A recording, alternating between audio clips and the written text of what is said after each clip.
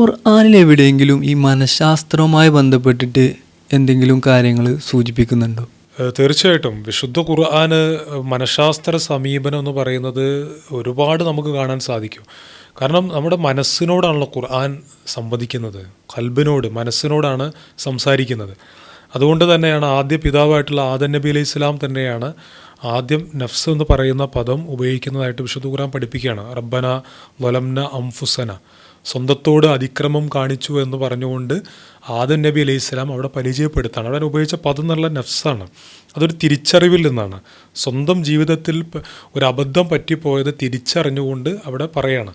അപ്പോൾ അവിടെ നഫ്സ് എന്നുള്ളത് ഉപയോഗിച്ചു. മാത്രമല്ല നമ്മൾക്ക് പറയാം, ഇപ്പോൾ പൊതു മനഃശാസ്ത്ര എല്ലാം പറയുന്നില്ല, ചില ഭാഗങ്ങളൊക്കെ ചില പക്ഷികളിലോ മൃഗങ്ങളിലോ നടത്തിയിട്ടുള്ള പഠനങ്ങൾ അതെന്ത് ചെയ്യുന്നു, പിന്നീട് മനുഷ്യരിലേക്ക് അപ്ലൈ ചെയ്യുന്നു, അല്ലെങ്കിൽ അതുമായിട്ട് കമ്പയർ ചെയ്തിട്ട് സംസാരിക്കുകയും ചെയ്യുന്നു, റിലേറ്റ് ചെയ്തിട്ട് പറയുകയും ചെയ്യുന്നു. അപ്പോൾ അത് പഠനങ്ങൾ പൂർണ്ണമായിട്ടും ഒരു ഭാഗത്ത് കിടക്കുന്നുണ്ട്, അതവിടെ നിൽക്കട്ടെ. പക്ഷേ നമ്മൾ മനസ്സിലാക്കേണ്ടത് മനുഷ്യൻ്റെ ജീവിതത്തിൻ്റെ യാഥാർത്ഥ്യങ്ങൾ മുന്നിൽ വെച്ചുകൊണ്ടാണ് വിശുദ്ധ ഖുർആൻ സംസാരിക്കുന്നത്.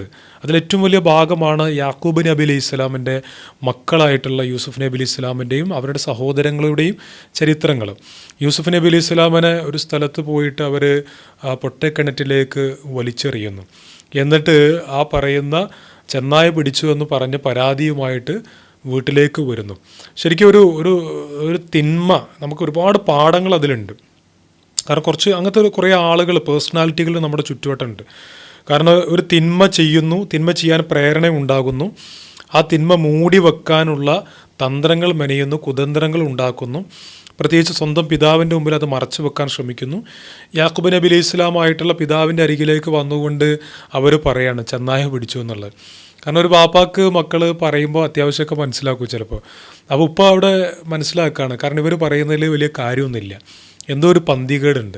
അപ്പോൾ അവിടെ ഖുർആൻ വളരെ മനോഹരമായിട്ടാണ് അവിടെ പഠിപ്പിക്കുന്നത്. ഖാലബൽ സവ്വലത്തിലക്കും അംഫുസക്കും അംബ്രൻ, നിങ്ങൾക്കൊരു കാര്യം ഒരു അലങ്കാരമായിട്ട് തോന്നിച്ചിരിക്കുന്നു എന്നാണ് അവിടെ.